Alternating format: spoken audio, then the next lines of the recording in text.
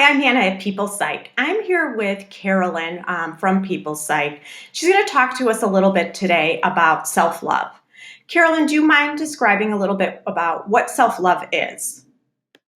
Self-love is really this process of learning to love yourself. It's all about the relationship that you have with yourself, but taking it another level deeper. It is learning to appreciate yourself, even the parts of you that might not feel so good or that darn inner critic illuminates from time to time. It's being able to offer yourself self-compassion, self-forgiveness, self-kindness. It's seeing yourself as truly lovable and as worthy. So if we even compare it to how it feels when you're in love with another person, because the idea is you almost want to feel like you love yourself in the same way you might love your ideal partner. And so with your ideal partner, or your current partner, when you're in love, you will probably feel like you adore this person, that they might have some different quirks, right? That maybe seem annoying at times, but you find that you just almost adore these quirks in them, right? Because it's just part of who they are. They might say or do things that annoy you sometimes, but because there's this foundation of love, you're able to have compassion and forgiveness towards this person that you're in love with. And so it's then really thinking, how can you direct that back towards yourself? And that's what self-love is all about. What self-love is it's not being selfish, it's not being entitled. It really is this deeper feeling that you love yourself, okay? And you're not coming across as though, yes, I'm like the greatest person ever. Like thinking about the stance of entitlement or selfishness. It's this genuine love and compassion that you feel towards yourself. So, Carolyn, what is self-love and what is it not? Self-love really is one of the most valuable and important gifts you can give to yourself. Because first of all, when you think of the relationship with yourself, you're with yourself all the time. So how much better would life feel if you're coming from this stance where you love being with yourself and you love yourself versus feeling like you're listening to this inner critic all the time? And additionally, as you choose to really embody self-love, you're going to see those shifts in your relationships too, because how you feel about yourself sets the tone for every relationship that you have. There's a quote by Rumi that I love, which I feel like is really this core foundation of my beliefs about self-love and in my work as a therapist and helping my clients with this, which is your task is not to seek for love, but merely to seek and find all the barriers within yourself that you have built against it. So it really is looking at, is there a part of yourself that feels unworthy of love? Is there a part of yourself that's actually resisting love or preventing love from coming in or is afraid of love because of different pieces within yourself that might be blocking this? And that's what self-love does, and that's why it's so important. It is having the courage to look at some of those pieces and bring love to that place. It is learning to confront your inner critic and giving love to the inner critic, and that actually in turn quiets that voice. And as you are feeling more loving, more compassionate, more kind towards yourself, again, that does show up in your relationships. Because as you give yourself this love through self-love, you're no longer expecting somebody else to meet this need for you, which is a common thing that does come up in relationships. You might have encountered this, or maybe you know somebody who almost feels like, their partner, it's their job to make them happy, okay, or it's their job to meet this need for them. But that actually just leads to like a codependent type relationship, which is quite unhealthy. And so as you learn to give yourself all that you need, what a partner gives to you is then an added bonus. It's not something that you feel like you need or is lacking within you. And so that's one way it can create so much improvements in your relationships.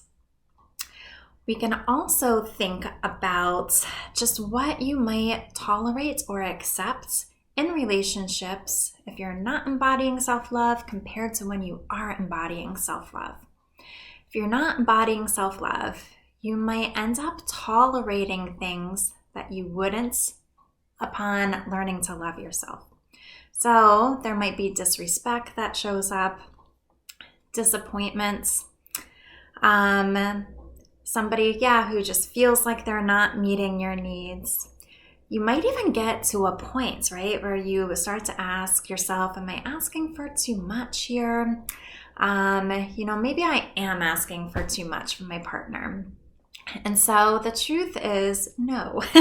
As you learn to really love yourself, you're going to realize what your worth is, what your value is, what you're deserving of. And so if somebody is then being disrespectful towards you, you might find that you might not be giving them 1, 2, 3, 4, 5 chances, right, to make a change. It might be after like the first or second time this happens, you might get to that point, right, where you just feel like, you know what, this is not what I want in my relationship. I'm worth more than this. I deserve more than this. And so it's really this beautiful place to be in where you are able to experience your world through a different lens and create much more happiness and fulfillment just in terms of how you're internally feeling within yourself, how you experience your world, and how that shows up with different relationships that you have, whether it's through work relationships, friend relationships, family relationships, or romantic relationships. And so to reiterate, self-love really is the most valuable gift you can give to yourself. Why is self-love important? There are times when it can feel quite challenging to be able to give yourself self-love. And I think a lot of times it is when that inner critic is rearing its voice, okay?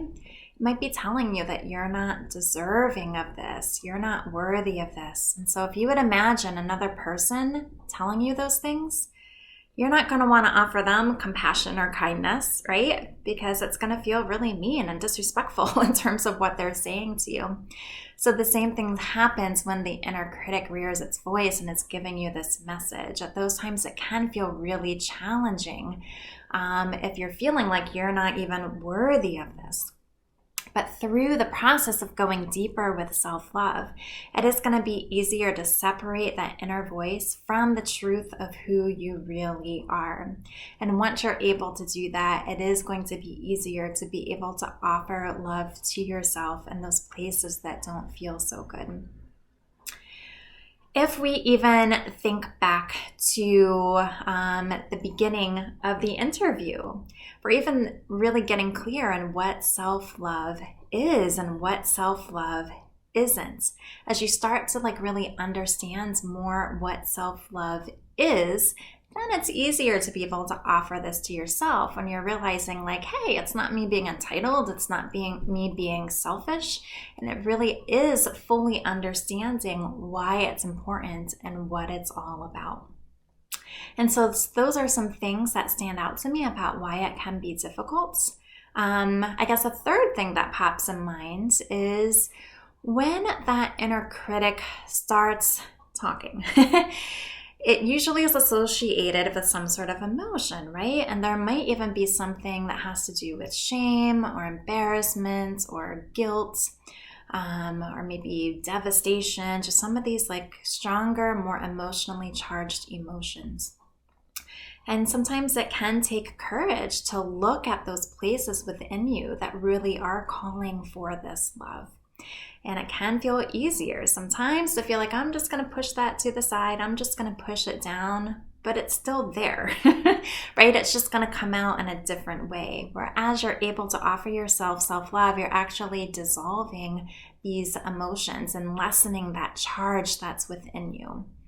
But I think when those emotions are highly charged, sometimes that can feel difficult to offer self-love, because then it's hard to be present with yourself in order to be able to feel through those feelings as well.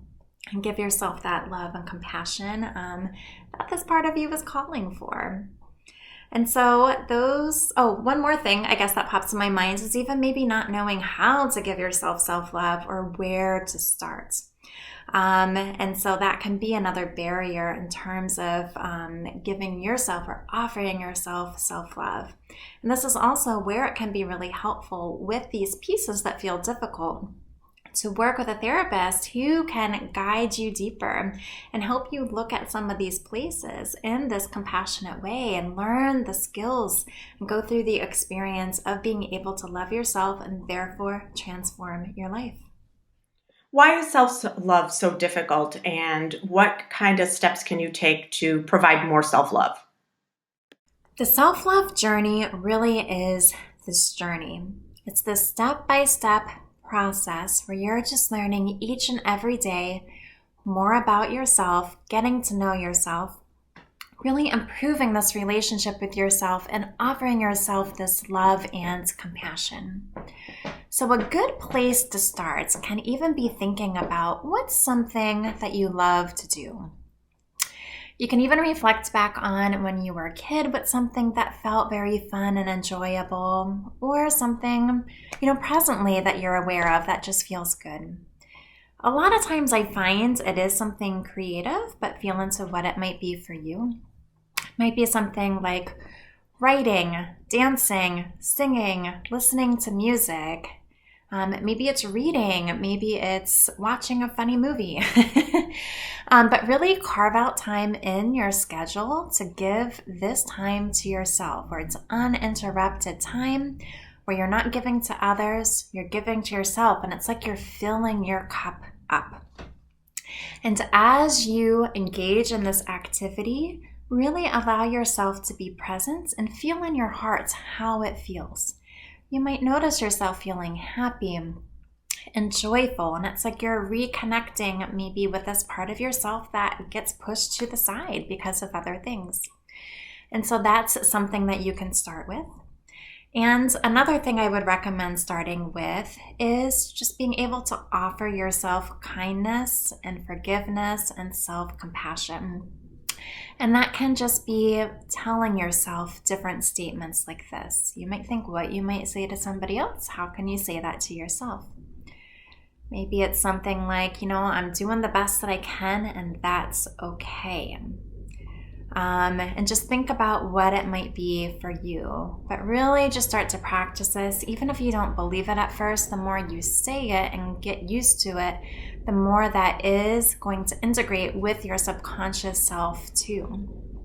But a big piece of self-love, yes, is the mindset, but also that feeling that you have within you, because that's a big piece of what you are looking for, just that feeling of love. This is one of my specialties, and so if you're interested in embarking on your self-love and self-compassion journey, I would be happy to be able to help you. Thank you, Carolyn, for all of this information. If you are looking to find out more information about self-love, please contact Carolyn at PeoplePsych.com. Her email is carolyn@peoplepsych.com. Thanks.